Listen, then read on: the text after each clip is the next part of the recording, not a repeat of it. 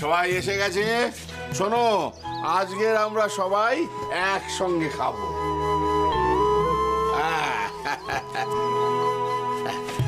বাবা বাবা, নিন বাবা, শুরু করুন।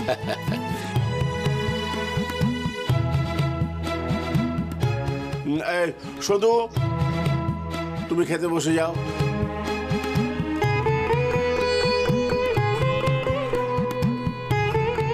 বড় বৌমা, তুমি আজ কোনো কাজ করবে না।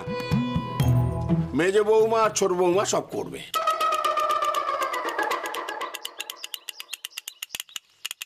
দাদু, আমি না মায়েদের সাথে বসবো।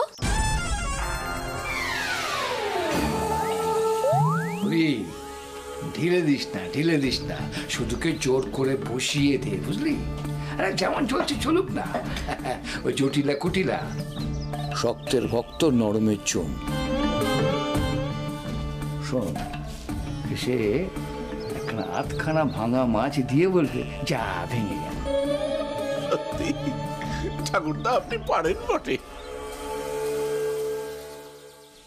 না শুধু দিদি, তা বললে তো চলবে না। মেজো বৌমা ছোট বৌমা নিজের হাতে রান্না করেছে, ওদেরও তো স্বাদ হয় সবাইকে বসিয়ে খাওয়াতে।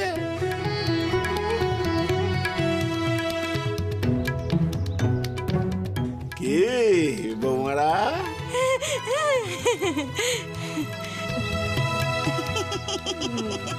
বটেই তো, বটেই তো মারে। বাঁচি নেমেছে তোর কথা শুনে, খুব ভালো, খুব ভালো। ভাত দে, শুধুকে ভাত দে। আজকের পর চোখ বুঝেও শান্তি।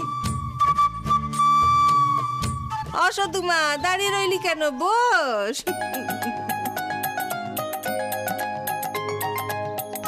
ও মতি, মতি, এই সদুমাকে আমি তো ডেকে এখানে নিয়ে এলাম খেতে দেবো বলে।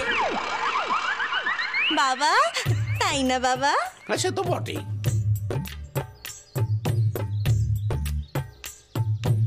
এই দেখো, ও মা, সদুমা, দাঁড়িয়ে রইলি কেন মা? আয় বস।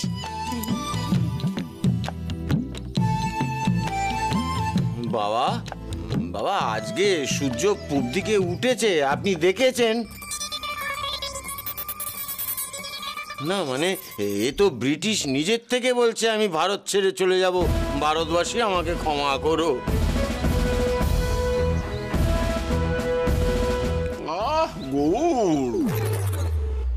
মেজো বৌমা ছোট বৌমা, দাও, ওদের খেতে দাও। এই দেখো, শুধু দাঁড়িয়ে রইলি। ও মা, দাঁড়িয়ে থাকলে হবে?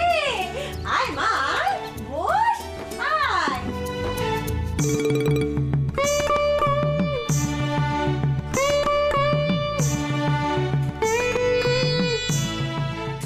বস মা, বস, নে শুরু কর।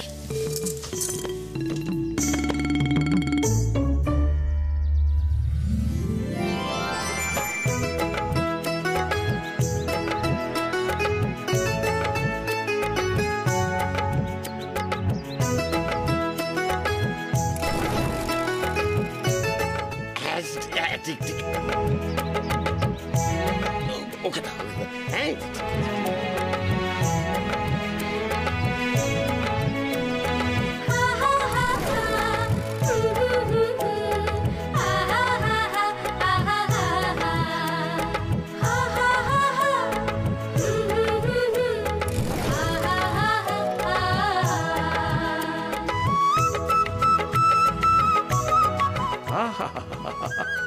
এক অভূতপূর্ব দৃশ্য।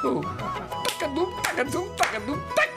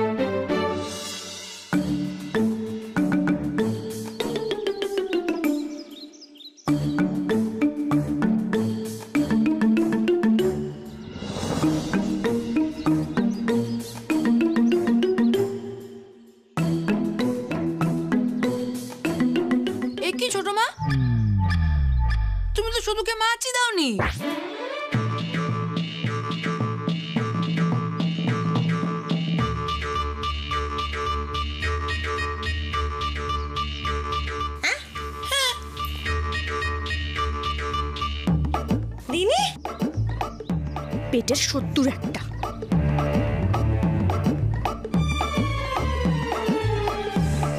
এই দেখো ভুল করে না তুল থেকে আলু পড়ে গেল মাছের বোতলে। আহা শুধু মা, ও মা তুই শুরু কর মা, আমি এক্ষুনি মাছ দিচ্ছি তোকে। হ্যাঁ শুরু কর।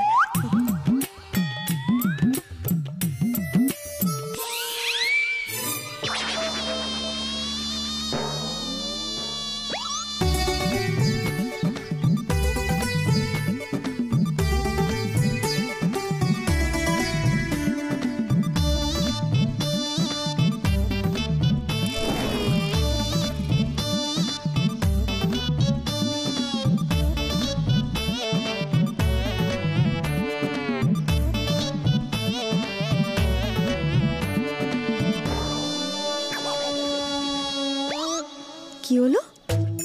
সব থেকে ছোট টুকরোটা গেল কোথায় রে বাবা? এত করে যে খুঁজে রাখলুম, হতচারি সদুটাকে দেব বলে গেল কোথায়? বড় টুকরোটা যে সরিয়ে রেখেছিলুম বাবু সোনাকে দেব বলে।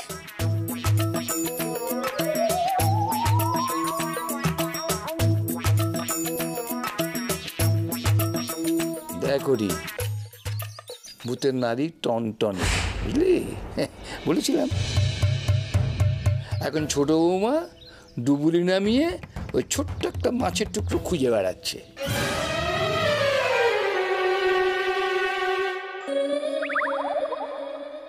কি ছোট বৌমা, ওইটুকু গামলাতে রান্না করা মাছ ধরতে খুব কষ্ট হচ্ছে?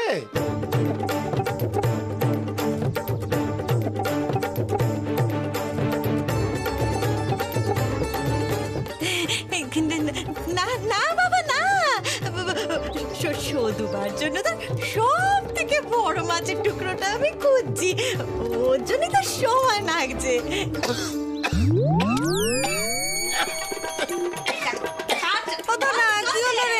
জল দে না।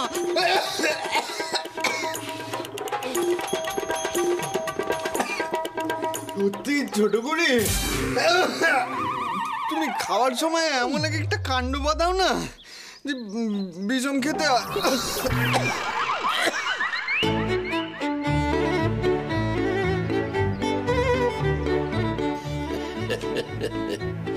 ঠাকুরদা, মাছটা কিন্তু ভালো।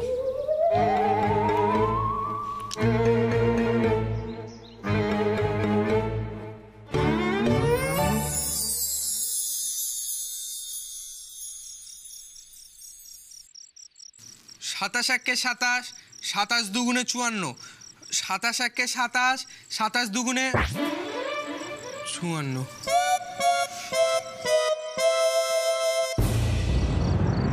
ওই যে বেলা চাপার মুখুচ্ছে বাড়ির ভূত ধরেছি। আগে আমার কাছে ছিল ৫৪ খানা ভূত, এখন ৫৫ খানা।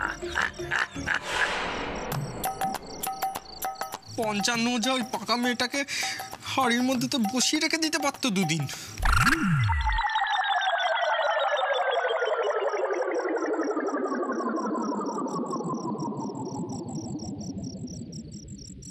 কি হলো নবাব পুত্তর, আমার দিকে মুখ করে তাকিয়েছো কেন? হ্যাঁ, মন দিয়ে বইয়ের দিকে তাকাও। এইভাবে বেইমানিটা তুই করতে পারলি তো শুধু? কথা দিয়ে কথা রাখলি না। এত পাকা মেয়ে তুই আমাকে জব্দ করার জন্য।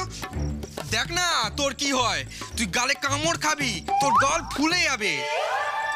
দেখো নবাব পুত্তর, সেদিন চিন্তার মাথায় আমি কি কখন কথা দিয়ে ফেলেছিলুম সে আমার মনে নেই। আমার তো তোমার মতো পাতা পরিষ্কার নয়। মাথা যখন পরিষ্কার নয়, মাথায় যখন ব্যায়াম আছে, তখন দাদুর কাছে গিয়ে ওষুধ খা না, আমাকে ঠকাতে আসিস না। উফ, আমার গরমে আর বসে যাচ্ছে না। দাঁড়াও, গরমের জন্য আমি আছি, তুমি ওখানে পড়তে বসো, আমি তোমাকে হাওয়া করে দিচ্ছি। তা তাল পাতা সেপাই তাল পাতার পাখা দিয়ে নাকি হাওয়া করবে। ছ্যা। আমি পাখা দিয়ে হাওয়া করতেও জানি, এই পাখার ডাটি দাদুর হাতে তুলে দিতেও জানি। আর পাখার ডাটি দাদুর হাতে পড়লে কি হয় সেও আমি জানি। কি বিষ বুদ্ধি রে তোর মাথায়!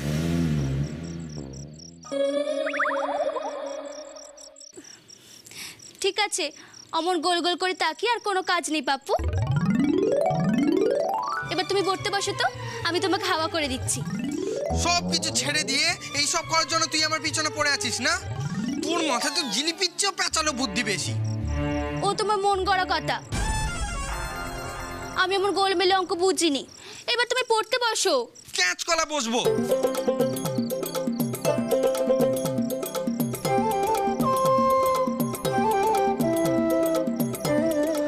নবাবপুত্তুর পড়তে বস।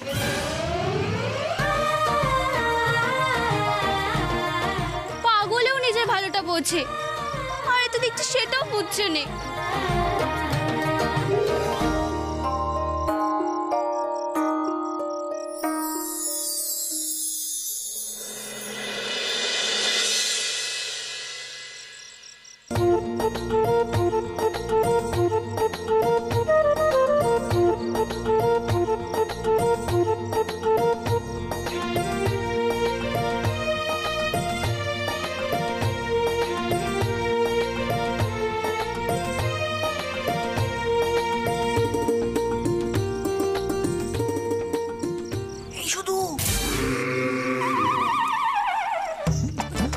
কি হয়েছে গো লক্ষ্মী দিদি, সবাই কি চলে এসেছে? হ্যাঁ রে, বড়দা এখনই তোকে ছাদে ডাকছে। চলো চলো। চো চো চো।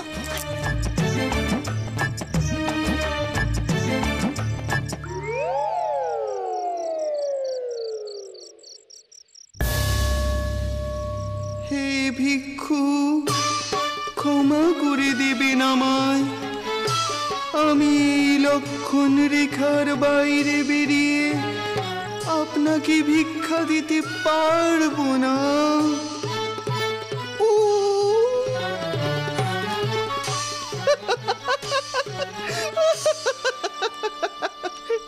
যাত্রা সম্রাট ধনঞ্জয় মুকুজ্জে, ধনঞ্জয় মুকুজ্জে, ধনঞ্জয় মুকুজ্জে। এইবারে আমি এই সীতাহরণ পালানে এমন লিখেছি না যে ইতিহাস, স্বর্ণাক্ষরে ইতিহাস হয়ে লেখা থাকবে দর্শকের মনের মণিকূটায়। বাবা বড়দা, এই ঢাকের আওয়াজ তো পুকুর পাড় থেকে পাওয়া যাচ্ছে। বলি, আমায় কি পাঠ দিয়েছিস রে? হ্যাঁ, খাবার দৃশ্য আছে তো? আসলে কি বলতো বড়দা, ওই মঞ্চে পাঠ করতে করতে না আমার খুব খিদে পেয়ে যায়, বুঝলি? ব্যাস তখনই সব সংলাপ ভুলে যায়। তাই বলছি, মঞ্চের মধ্যেই খাওয়ার ব্যবস্থা রেখেছি এমন ব্যবস্থা করেছি যাতে শূর্পণখা মাঝে মধ্যে একটু শশাটা, একটু কলাটা খেতে খেতে মঞ্চের মধ্যে ঘুরে বেড়াতে পারে। হ্যাঁ বড়দাদা, হ্যাঁ, এবার কিন্তু গনসার পয়সা কুড়োবেনি, ওকেও একটা পাঠ দিতে হবে। আবার গনসা?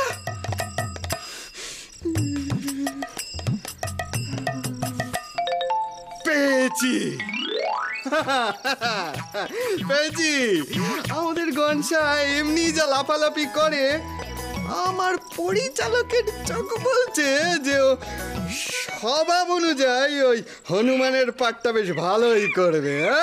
আমাদের জ্যান্ত হনুমান। আচ্ছা, শুধু তুমি হবে এবার সীতা আর আমি হব রাবণ। কেমন বলো না? আচ্ছা, এইবারে এই না তোমার পাঠ, এই নে তোর পাঠ, তাড়াতাড়ি মুখস্থ করে ফেল। হ্যাঁ, এইবার দেখবে এই যাত্রা করে এত টাকা রোজগার করব যে সদূর সব ঋণ শোধ হয়ে যাবে। তারপর আমি কিন্তু পাঠ করবো না। ঠিক আছে ঠিক আছে ঠিক আছে, আমরা সেটা নিয়ে পরে আলোচনা করব। হ্যাঁ, তার আগে আমরা একটা কাজ করি, আমরা সবাই নিজেদের ঘরে গিয়ে পাঠটা আগে ভালো করে মুখস্থ করে ফেলি। হ্যাঁ, তোমরা যাও, এখন তো নপুত্র ঘুমোচ্ছে, তাই আমি পাঠ মুখস্থ করতে পারবো না। আমি বরং পরে ঘরে যাব। ঠিক আছে।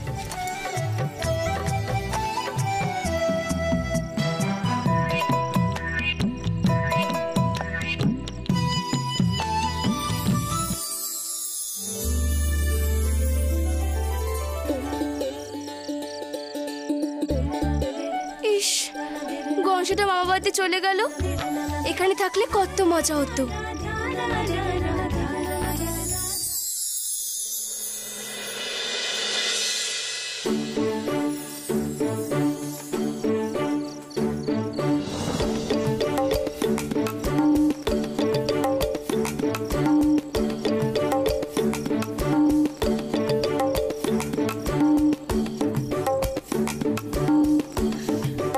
বুঝলে দাদু, মারও না নিশ্চয়ই কিছু করেছে, না হলে ভূত দাদু তো এমনি এমনি শাস্তি দেয় না।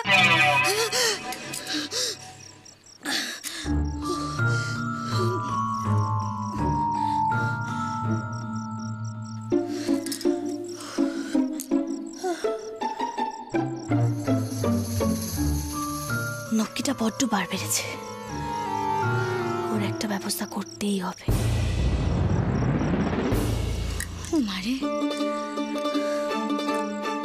এত করে বললাম নক্কিটাকে আমার কাছে ঘুমোতে আয়, তোকে নুকিয়ে নুকিয়ে বাদাম ভাজা খাওয়াবো, তবুও এলো নে।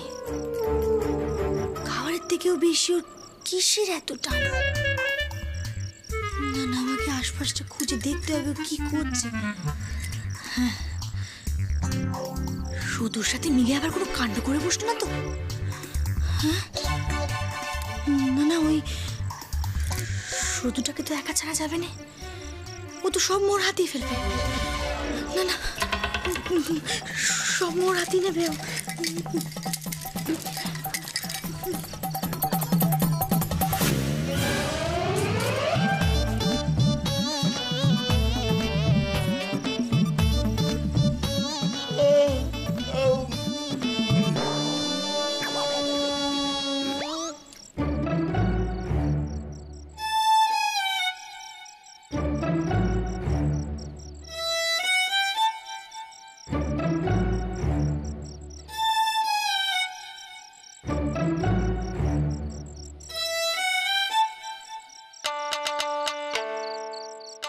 সুর্পনাখা হবো, কলা খাবো, শশা খাবো। বর্দাকে বলতে হবে একটু বেশি করে বাদাম আর মুড়িও রাখতে। ও মা,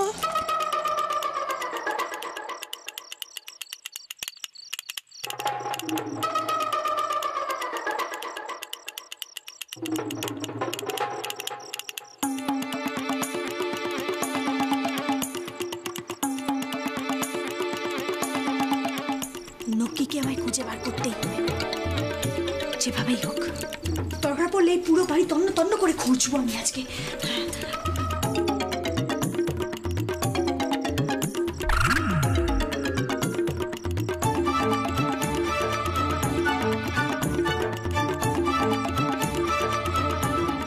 ছাদ, ছাদটা একবার খুঁজে দেখি তো।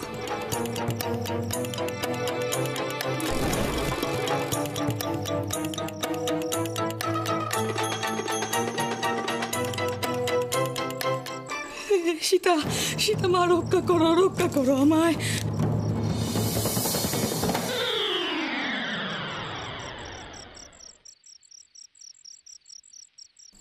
ক্ষমা করবেন আমায়, আমি এই লক্ষণ রেখা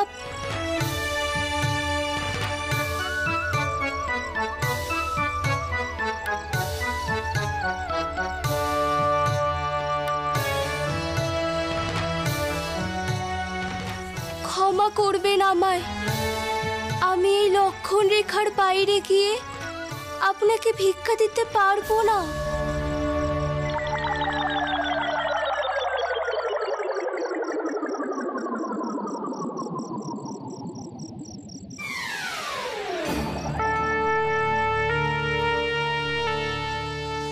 আমায় ক্ষমা করে দাও। আমি এই লক্ষণ রেখা থেকে বেরিয়ে আপনাকে ভিক্ষা দিতে পারবো না। ক্ষমা করবেন আমায়। আমি লক্ষণ রেখা থেকে বেরিয়ে আপনাকে ভিক্ষা দিতে পারবো না।